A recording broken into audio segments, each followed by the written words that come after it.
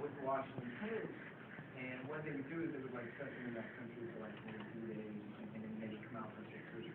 So Anthony would split his time and he would come out between Lebanon and Cairo, where he had been an AP journalist in the 90s before I was there. And we met at a party and developed a friendship, and there was a lot of commonalities. So Anthony's dad is Dennis, my dad's Dennis. Anthony was going through divorce. I was soon to be going through divorce. But I was married to an Egyptian, so I had this little American Arab kid, and then of course Anthony had was being sort of Arab American daughter. They were both around the same age. Layla is a little older than my Kimmy, so there was just a lot of commonalities, right? You know, he was crazy into football. He liked the Packers. I grew up in Pittsburgh, so without saying. So you know, so we always had a lot to talk about, and our relationship really developed in 2005 and 2006 when he was really getting pulled out of Iraq, and he was more or less starting to cover the region for the Washington Post.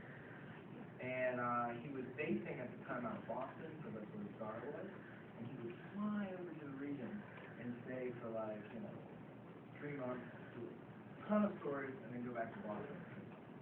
And I can't even begin to tell you how scared foreign correspondents in Egypt were every time Anthony was there. Because they were largely sort of relying on sort of local Egyptians and English news sources to kind of drive like what was important or what they should be covering, right? Anthony always had really good leads on what was going on, and I can honestly say that Anthony Shadid never took a single idea off me. When I met with Anthony, several times, it was always him bouncing ideas off me. Like, well, what do you think of this idea? What about this idea? You think I could write a story about this?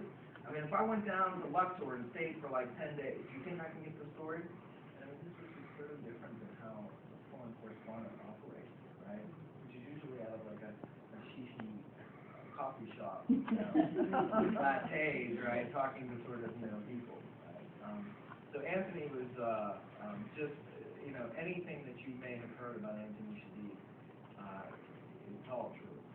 He was just very generous, very kind, and